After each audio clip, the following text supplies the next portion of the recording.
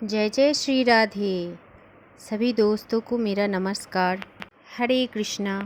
कैसे हैं आप सब? ईश्वर की कृपा से सब कुशल मंगल है ना? राधे राधे।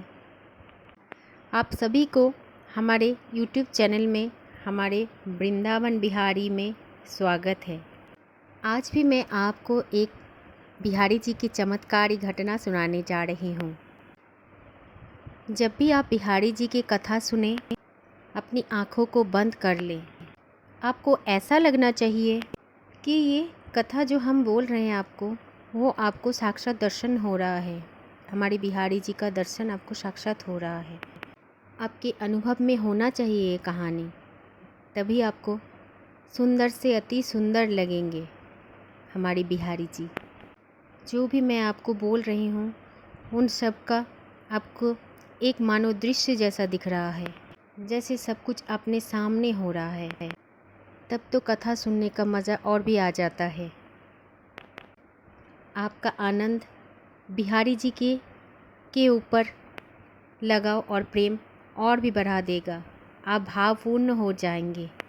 तो चलिए शुरू करते हैं आज की कथा। दोस्तों, बांके बिहारी के मंदिर में आप कभी भी जाओगे, वैसे तो आज के समय बहुत ज़्यादा भीड़ भी हो जाती है। आप वीकेंड पे भी जा सकते हैं, जैसे शनिवार रविवार, एकादशी के दिन भी जा सकते हैं। किसी भी कोई भी उत्सव के दिन जाइए, होली के त्यौहार पे जाइए, जन्माष्टमी पे जाइए, शरद पूर्णिमा पे जाइए, अक्षय तृतीया के दिन बिहारी जी के चरण दर्शन पर जाइए। आपको बहुत ज़्यादा भीड़ दिखाई देती है अभी मंदिर में। दोस्तों, आज जो भी दिन मैंने बताया बिहारी जी का, ये शरद पूर्णिमा के दिन, ये चरण दर्शन के दिन, ये सब दिन में बहुत भीड़ होता है।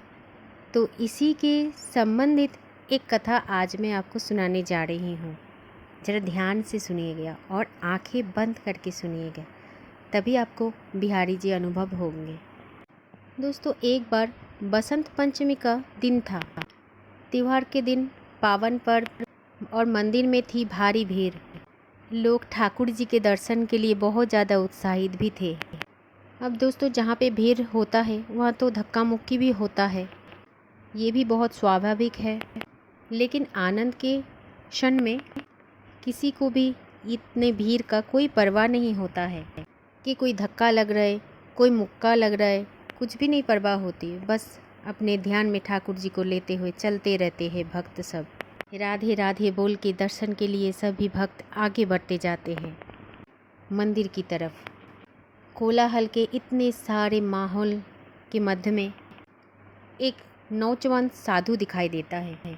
वो साधु बिल्कुल पीछे खड़ा था और वो साधु ने साधारण वस्त्र धारण किए थे, लेकिन वो साधु की आंखें बड़ी विलक्षण थी।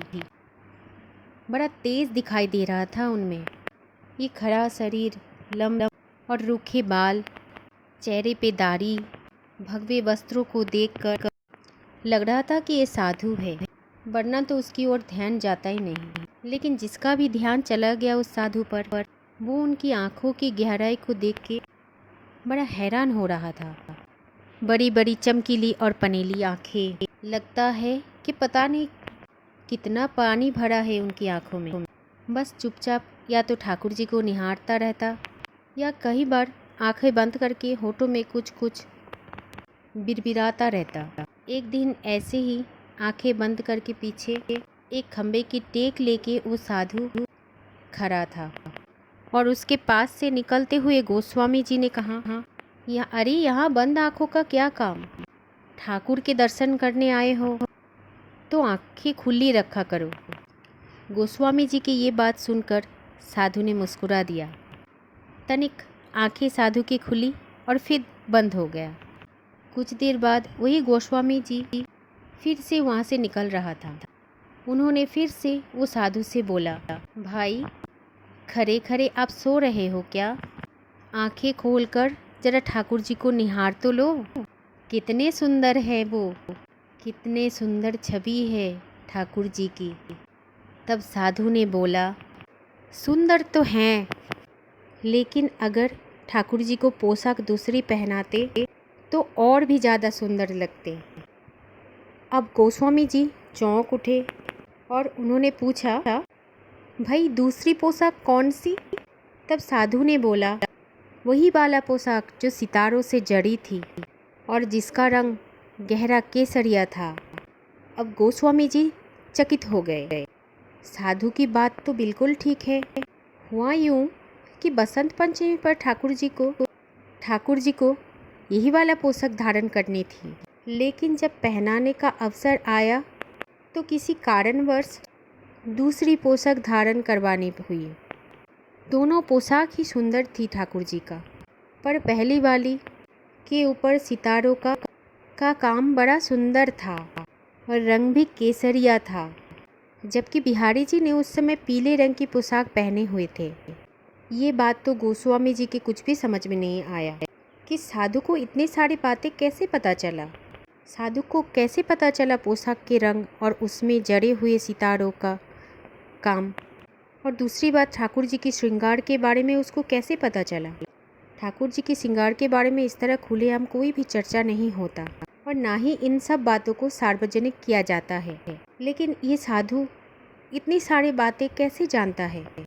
खैर, उस समय तो गोस्वामी जी कार्य में बहुत व्यस्त थी और इस वजह से उन्होंने साधु की बातों में ज़्यादा ध्यान नहीं दिया। फिर से 2 दिन बाद वही साधु फिर से दिखा और उसी जगह पर ही चुपचाप साधु खड़ा था, आंखें बिल्कुल उसी तरह से बंद किया हुआ और होठों पे मुस्कुराहट था। गोस्वामी जी समझ गए।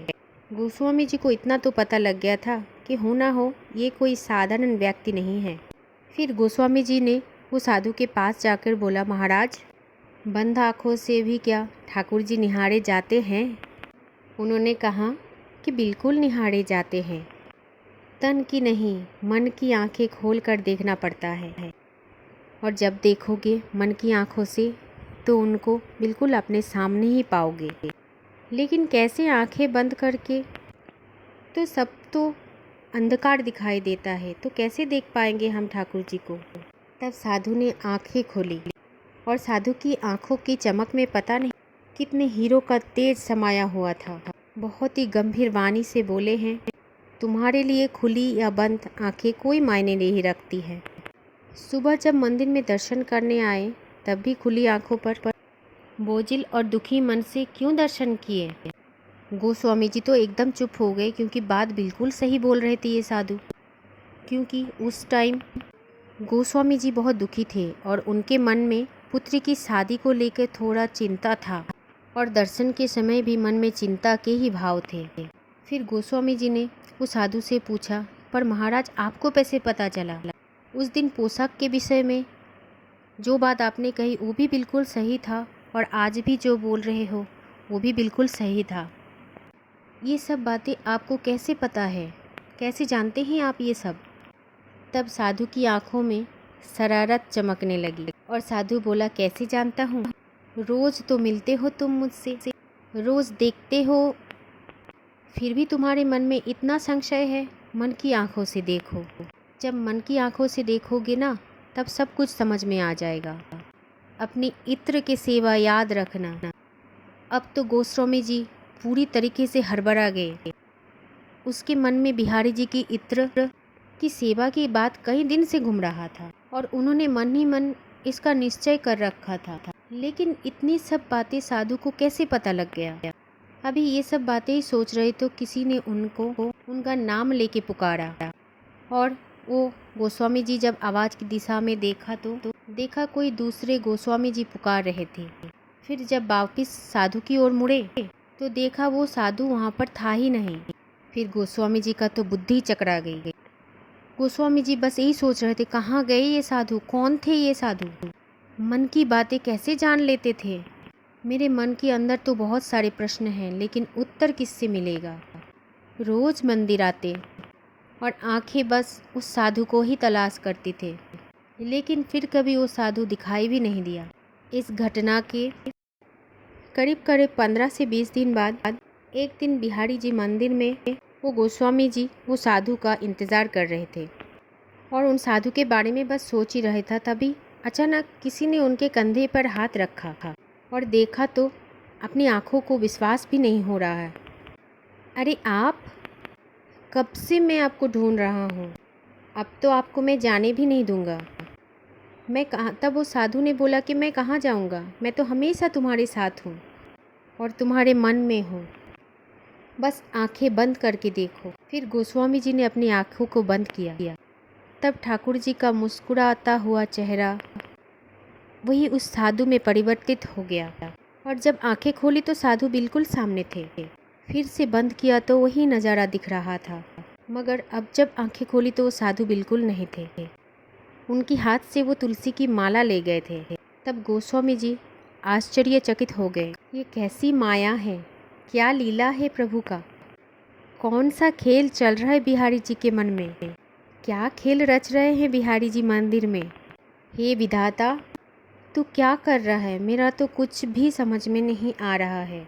फिर गोस्वामी जी मंदिर में आकर बिहारी जी को प्रणाम किया और उन्हीं से प्रार्थना की कि प्रभु सत्य का दर्शन करा दीजिए, हमारा मन बहुत विचलित हो रहा है। तब अचानक गोस्वामी जी का निगाह बिहारी जी के चरण कमल तक गए और गोस्वामी जी बिल्कुल हैरान रह गए, क्योंकि उनकी तुलसी की जपमाला वहीं पर पड़ी थी। बिहारी जी के चरणों में पड़ी थी तुलसी का माला। फिर वो माला उठाते टाइम बिहारी जी की आंखों में देखा तो बिहारी जी की आंखों में भी वही साधु जैसा तरलता था, वही तेज था उनकी आंखों पर। तब गोस्वामी जी की मुंह से बस वही बात निकला कि प्रभु, कहीं वो साधु तुम तो नहीं थे, कहीं वो तुम तो नहीं थे प्रभु, कहीं तुम तो नहीं थे प्रभु। यही थे बांके बिहारी जी का चमत्कार की घटना जो गोस्वामी जी के साथ हुआ था। बिहारी जी हर किसी के साथ कभी भी चमत्कार कर सकते हैं। बिहारी जी तो हम सबसे प्रेम करते हैं, बस हमको समझने में देर लगता है। जब समझ में आ जाएगा उनका प्रेम तो हम सदा सदा के लिए उनका ही हो जाएंगे और इस तरह मन की आँखों से देखने लगेंगे बिहारी जी को, निहारेंगे बिहारी जी को और मन ही मन सिर्फ जपेंगे राधे राधे। वो कहते हैं ना, जब राधे राधे जपते हैं तो बिहारी जी सामने आके बैठ जाता है सुनने के लिए, क्योंकि बहुत प्यारा लगता है राधे नाम उनको। तो प्रेम से बोलिए राधे राधे, हरे कृष्ण। सभी अच्छे रहिए, कुशल रहिए। फिर लेके आएंगे हमारी बिहारी जी का कोई आश्चर्यचकित लीला कहानी। राधे राधे।